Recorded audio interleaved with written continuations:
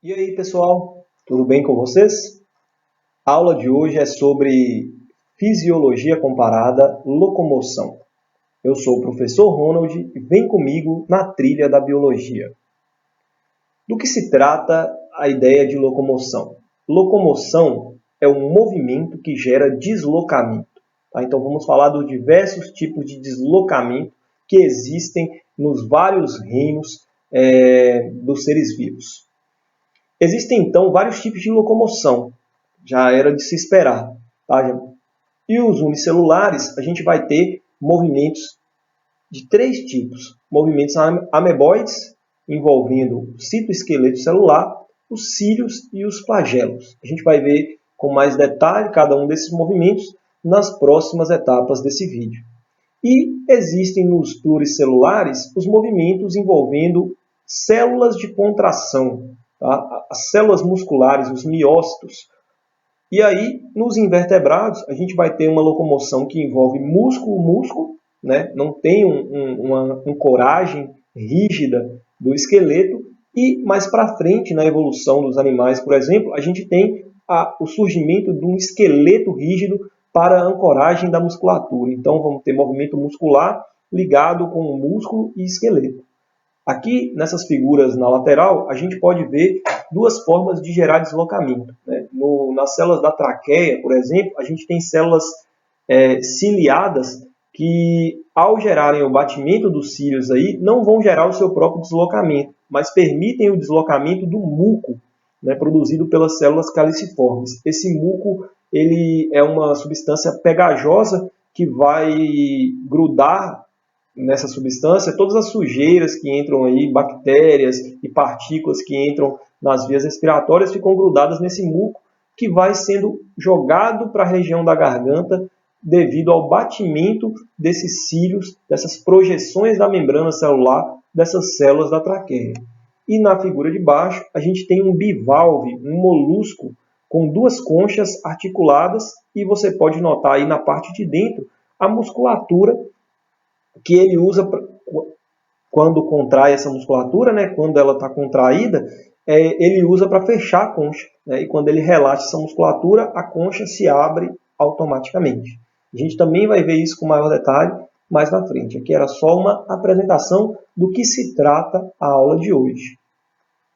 Locomoção nos unicelulares. A gente vai ter duas principais estruturas da célula envolvidas na locomoção dos unicelulares.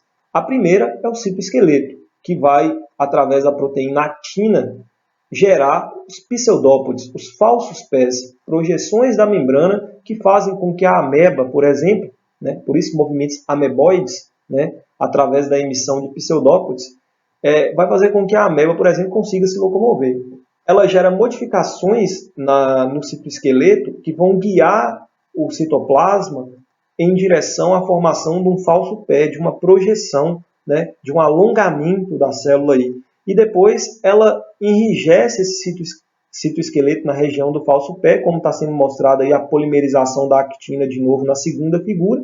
E com essa actina dando mais sustentação para essa região do falso pé, ela pode puxar o restante da célula.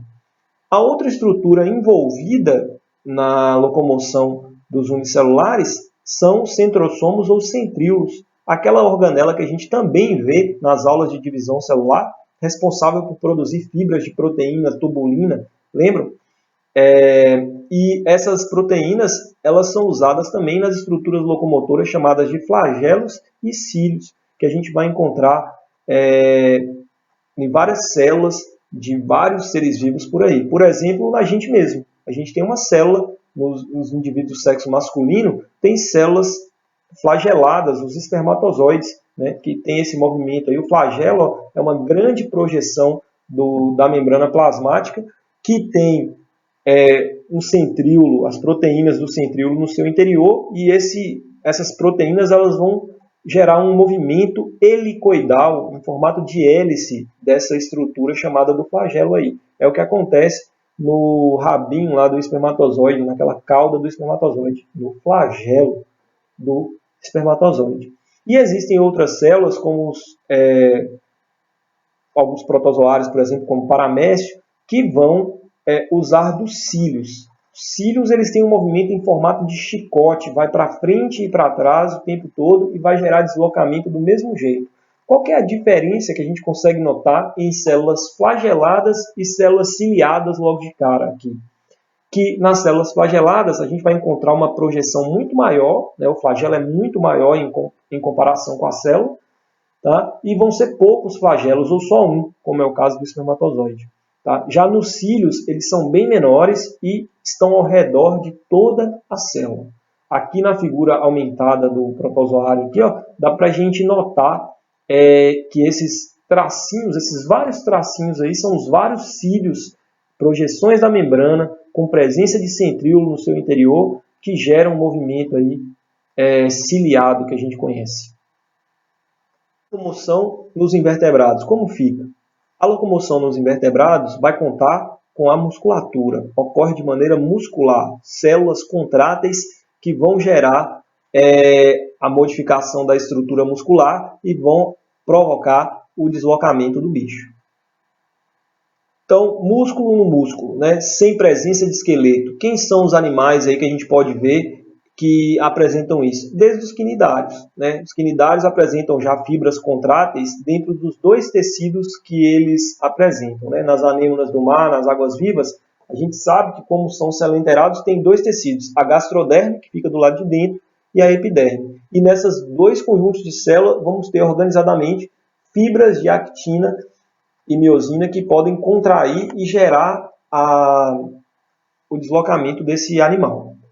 Nos nematelmintos, que são os vermes cilíndricos, a gente também vai ter a atuação do músculo junto com o líquido pseudocelomático. Você lembra que esses animais têm formato cilíndrico porque no interior do seu corpo existe uma cavidade, o pseudoceloma, que está cheia de líquido pseudocelomático. E esse líquido ele ajuda as musculaturas a se comunicarem, né? Quando a musculatura de um lado aperta, contrai ali, aperta esse líquido empurra a parede contrária, a parede oposta do corpo do animal, e isso vai gerar os movimentos em zigue-zague lá e meio circulares que esses vermes podem apresentar. Então você tem uma interação aí do músculo e do líquido pseudocelomático, né?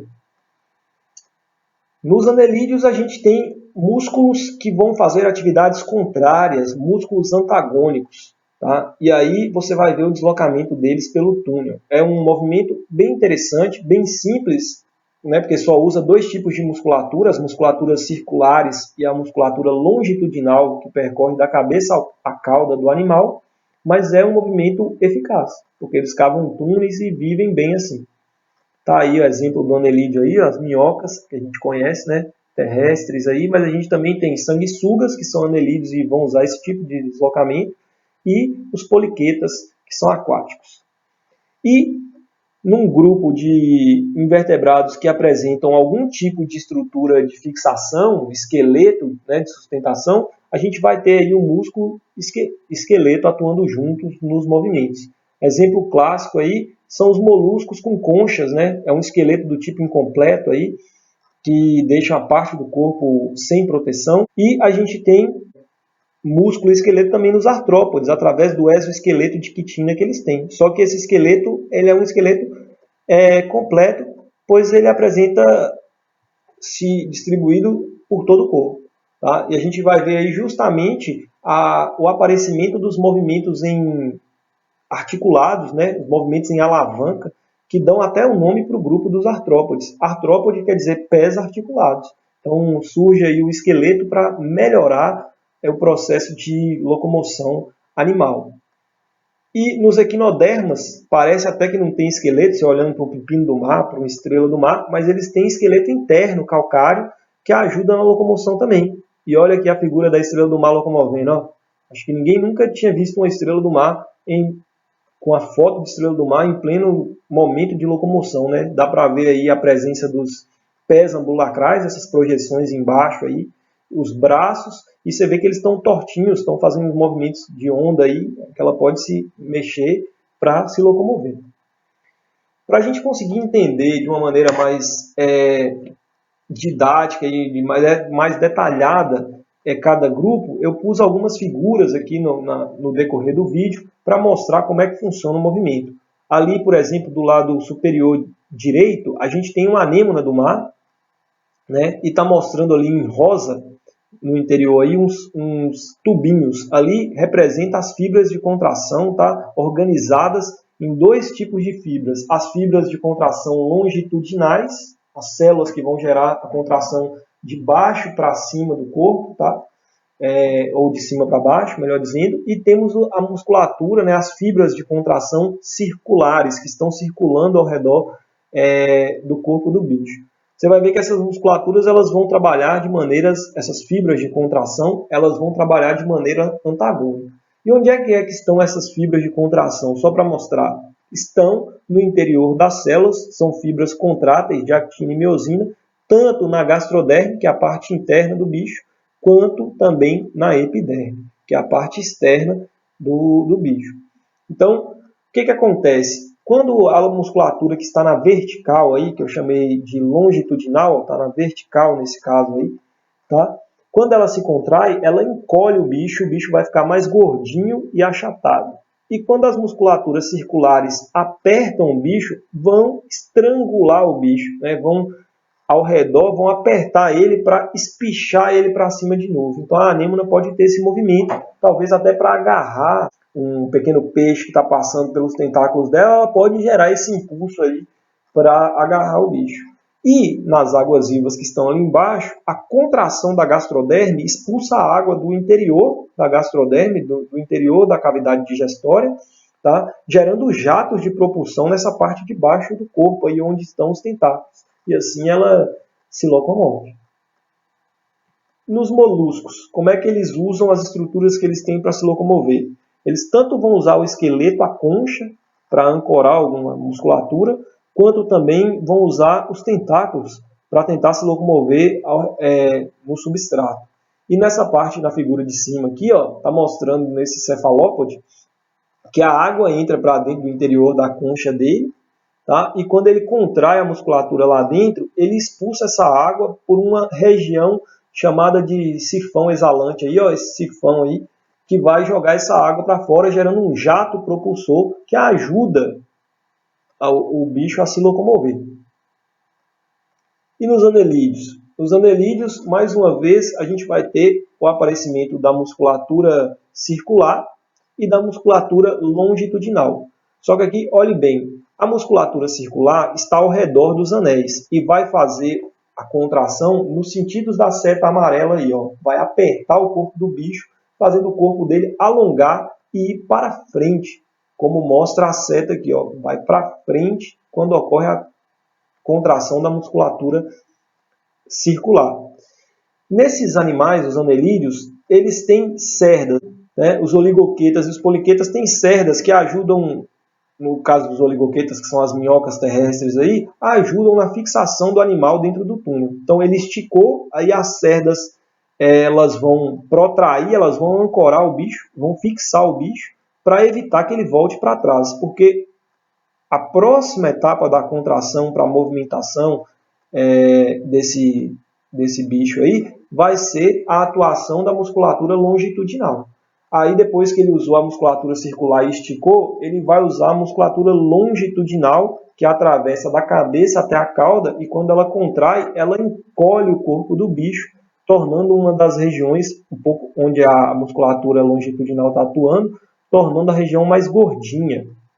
E com isso, o que acontece? Vai acabar puxando a parte de trás do corpo que não estava contraindo para frente. Então, enquanto a musculatura circular joga o corpo do bicho para frente, empurra o corpo para frente, a musculatura longitudinal puxa o que está atrás para frente também, gerando o deslocamento dos anelídeos.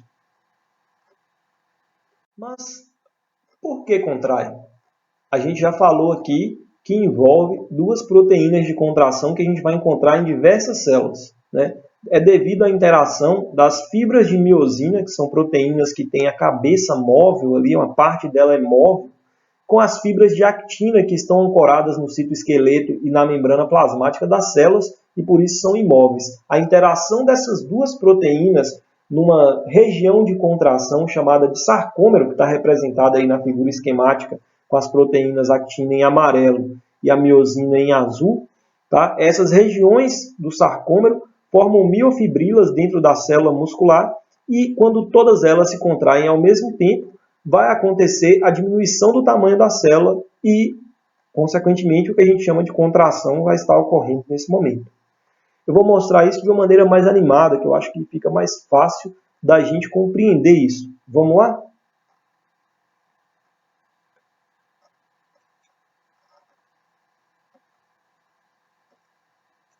A situação aqui é o seguinte, eu tenho uma fibra muscular, aí eu tenho a miofibrila aí, e na miofibrila a gente vai ter a ação do neurônio estimulando, tá, a liberação de cálcio na região do sarcômero. E isso vai acabar ocasionando a contração, né, a interação da miosina com a actina, diminuindo o espaço entre o sarcômero, tá? Porque a miosina, quando interage com a actina, puxa ela para o interior da célula, e isso vai fazer com que a célula diminua de tamanho. Só que para que haja esse movimento, a miosina vai gastar o ATP, tá? E ela tem que se ligar à actina. Então, como que ela se liga à actina?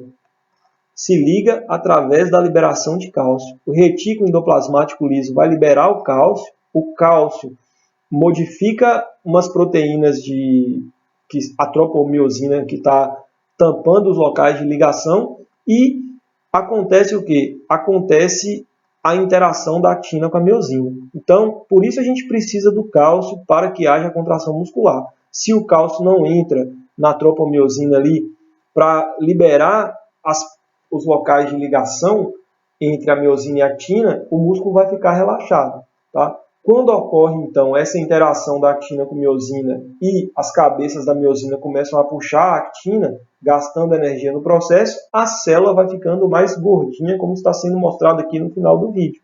Tá? Então, tem a ação aí do estímulo nervoso para a liberação do cálcio.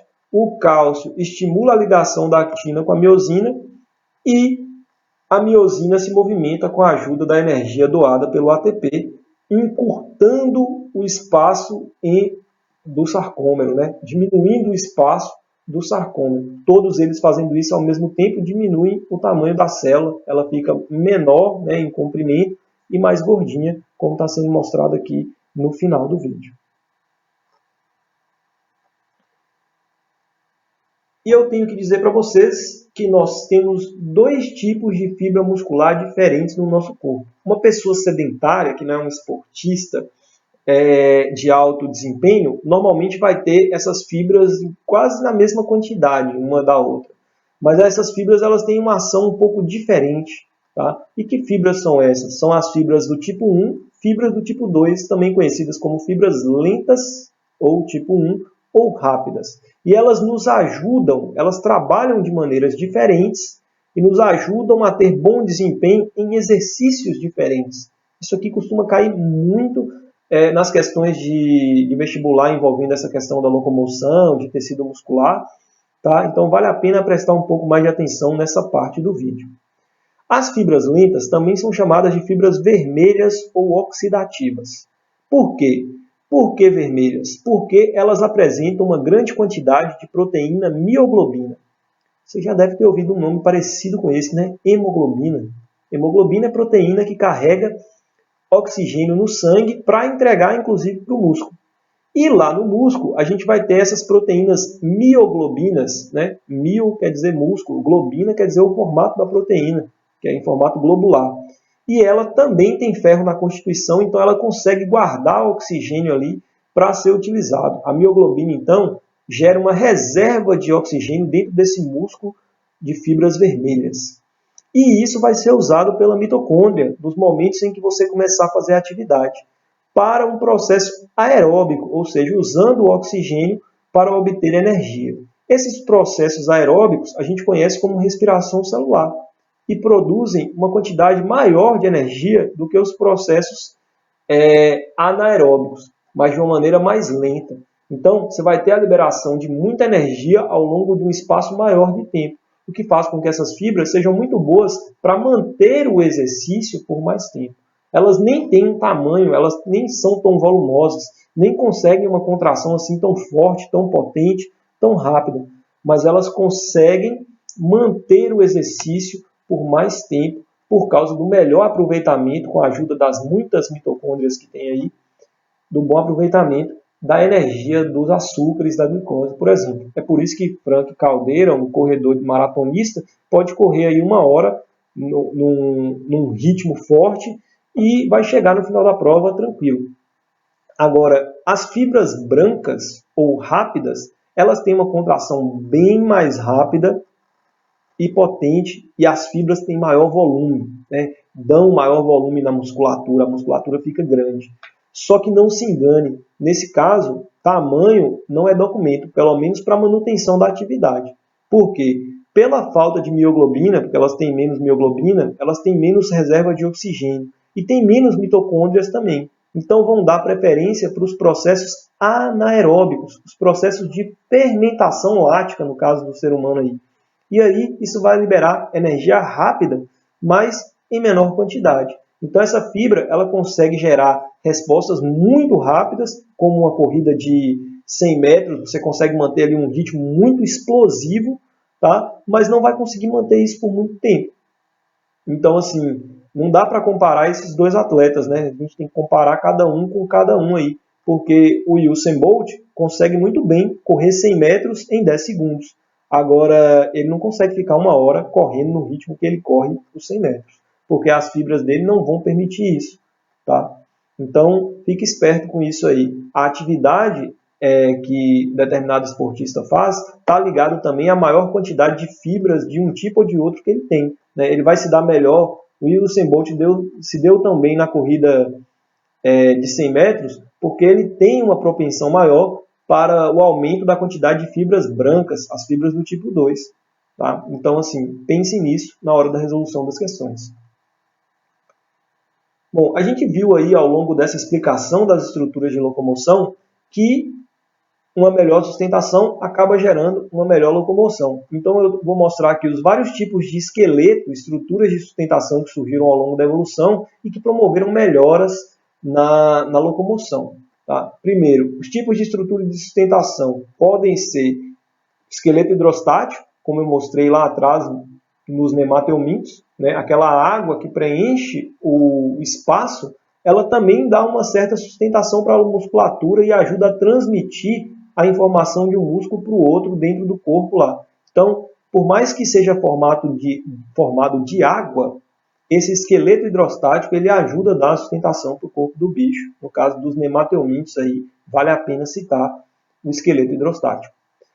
Agora, exoesqueleto a gente encontra nas conchas de diversos animais, inclusive em quinidários, como está sendo mostrado nessa figura aqui. Na figura de cima ali tem uma anêmona e a gente consegue perceber na parte de baixo que ela secreta calcário para dar sustentação para ela permanecer grudada ali, até por questões de maré, por exemplo. E a gente tem os esqueletos completos que protegem todo o corpo do animal, como no caso dos artrópodes, como eu disse, né? Tem o exoesqueleto de quitina protegendo o corpo inteiro lá. Além disso, a gente pode ter endoesqueletos. Endoesqueletos são esqueletos que estão para dentro da musculatura, né? Então, depois da musculatura no interior do corpo. E o exemplo aí que eu coloquei foi o esqueleto de um ser humano, na figura ali do esqueleto indo para a escola. Nos animais primitivos, como é que fica a questão da sustentação? Mesmo neles, a gente vai ter alguma estrutura de sustentação.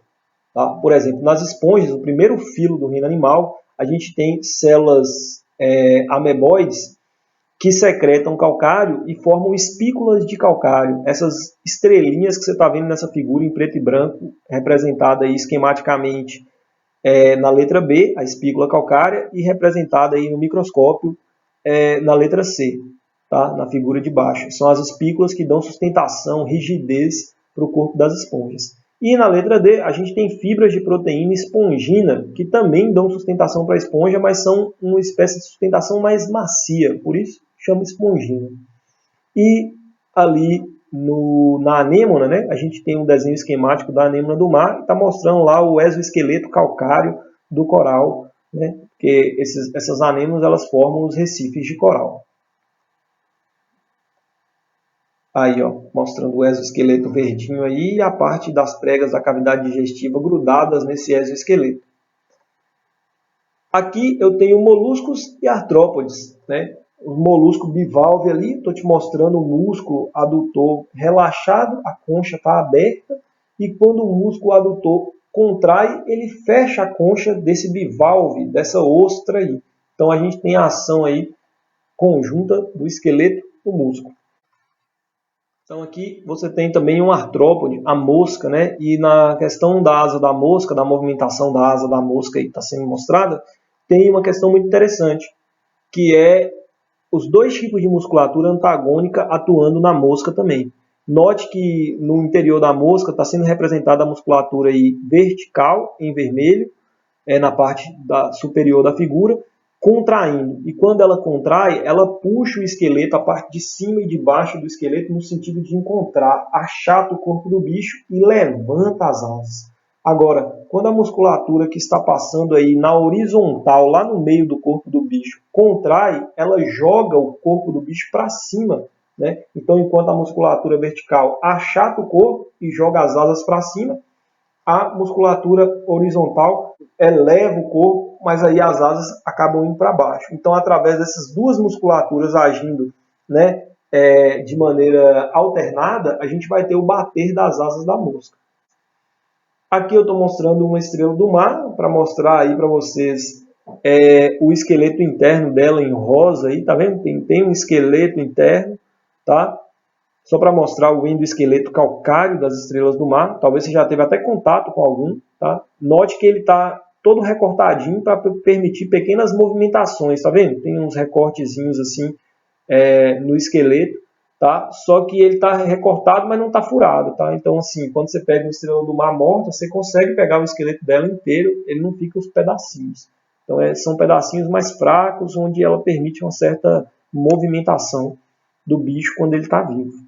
E aqui embaixo eu tenho o esqueleto de cartilagem, no caso dos tubarões aí, e o esqueleto ósseo, no caso dos peixes ósseos. Tá? Então a gente tem esqueleto mais molinho aí de cartilagem nos tubarões e tem esqueleto de ossificado já. Né? Inclusive, todo o processo de ossificação que acontece nos vertebrados acontece em cima de cartilagem. Tá? E a gente vai preservar algumas regiões de cartilagem no osso, a gente vai ver isso mais na frente no vídeo. Olha só aqui o esqueleto humano, né? A gente tem um esqueleto humano aí mostrando todos os ossos, tá? Que dão sustentação à musculatura e geram as alavancas para a movimentação dos braços e pernas.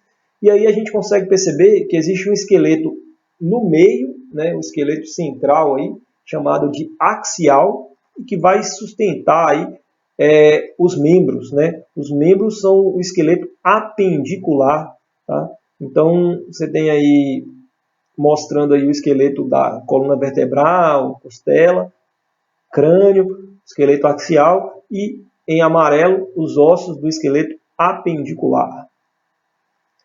E aqui nessa outra figura eu tenho o esqueleto agora mostrando alguns pontos onde a gente tem cartilagens. As cartilagens são muito importantes para a gente porque os ossos e os músculos são regiões onde a gente apresenta muitos nervos, muito neurônio e muitas sensações. Então, se um osso raspa no outro, por exemplo, você tem lá a sensação de dor.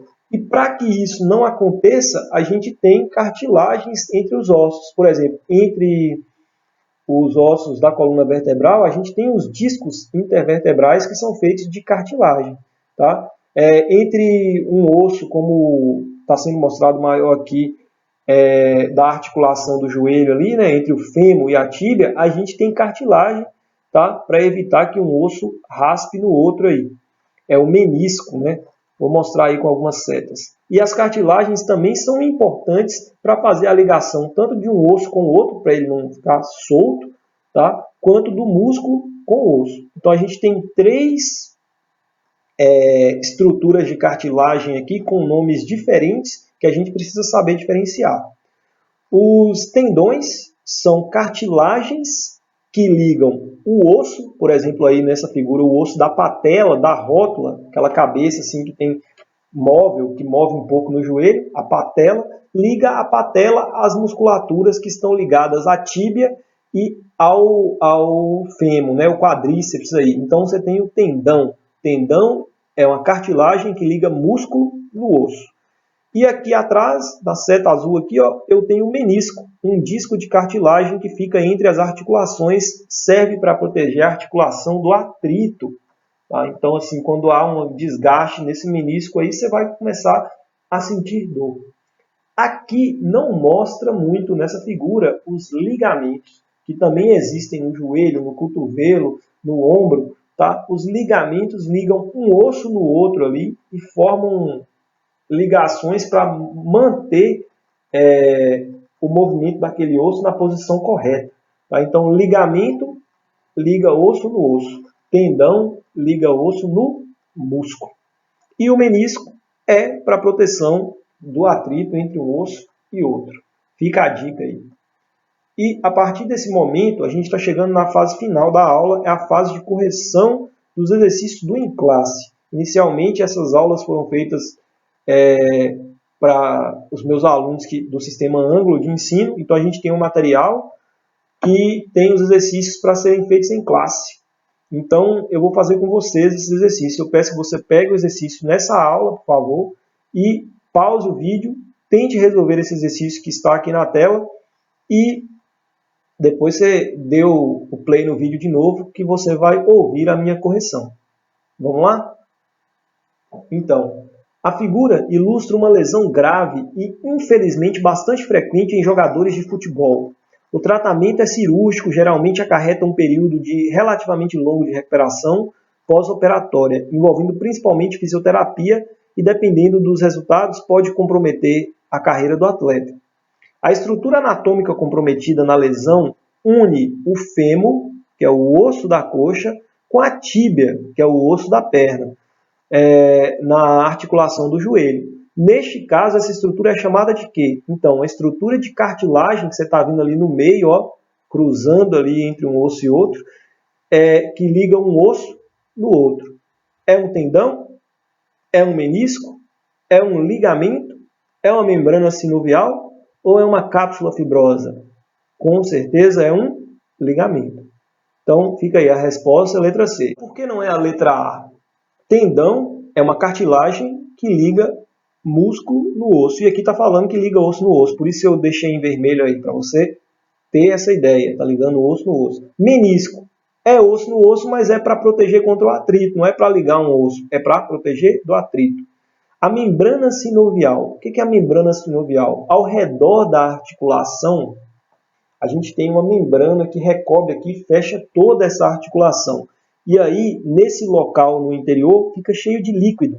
Já ouviu falar, o cara bateu o joelho muito forte, o joelho inchou, encheu de líquido, encheu de água, teve que tirar a água do joelho? Pois é o líquido que fica dentro dessa membrana, que fica na parte interna, protegido por essa membrana. É o líquido sinovial. E a membrana é essa estrutura que vai fechar toda a articulação aí para permitir que o líquido fique aí dentro, lubrificando essa articulação para evitar também atrito. Tá? E a cápsula fibrosa é essa cápsula que vai ajudar também no fechamento aí junto à membrana sinovial dessa articulação. Então, jogo rápido. Pausa o vídeo e tenta resolver a questão 2 para mim. Vamos à resolução. Os músculos esqueléticos dos vertebrados são compostos por dois tipos de fibras.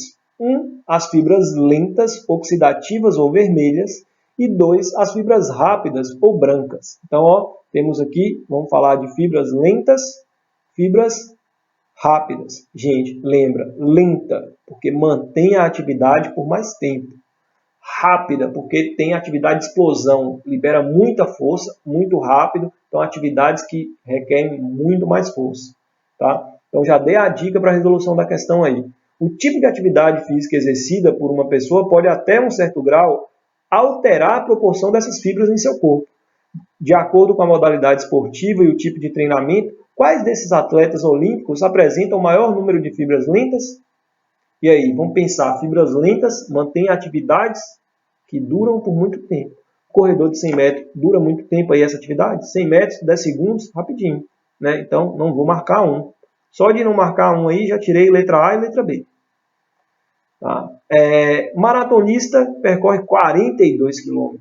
Então, 2 eu acho que vale a pena marcar. E nadador que nada 1.500 metros, é nadar muito. Tá? Então, essas duas atividades vão favorecer e vão ser favorecidas pelas fibras lentas. Tá? Então, atletas que fazem esse tipo de treinamento vão favorecer o crescimento, maior número de fibras lentas. A última questão de hoje é a questão da PUC, questão 3. Vamos tentar resolver? Ótimo. Observando a figura a seguir, assinale a afirmativa incorreta. A errada. Então, você está vendo aí um braço com a musculatura, né? O bíceps, o tríceps aí, e uma carga sendo aplicada no sentido para baixo do braço. O braço está assim, na posição na horizontal, assim, 90 graus, e com o corpo, e está sendo aplicada uma carga aí. Tipicamente, os músculos e elementos do esqueleto formam alavancas mecânicas? Claro, você está vendo uma alavanca aí, né? O braço é um exemplo de alavanca mecânica. Então, essa resposta A está certa e nós estamos procurando a errada. O tecido ósseo e o tecido muscular constituem dois tecidos bastante vascularizados. Tem bastante vaso sanguíneo? Chega bastante sangue? Sim. E é inervado? Quer dizer que tem sensações? Sim. Então, letra B também está corretíssima. As articulações do esqueleto apresentam um tecido cartilaginoso avascular. Aqui tinha que ter um pouco de conhecimento sobre a cartilagem. Cartilagem, tecido cartilaginoso, é um tecido conjuntivo, tá, especial. E ele tem muitas fibras de proteína, colágeno e elastina no seu interior. Tanto que não tem espaço para os vasos sanguíneos. Então, esse tecido cartilaginoso ele realmente é avascular, não apresenta vasos sanguíneos. Então, a resposta só pode ser letra D. Quanto maior a carga exercida, menor será a força de contração exercida pelos músculos. Tá? Isso aí fica claro aí na resposta. Tá errado porque está falando quanto maior a carga, maior será a força de contração exercida pelos músculos. Né? Se eu aplico uma carga maior, eu tenho que ter uma maior força de contração para se contrapor a essa carga que eu estou aplicando.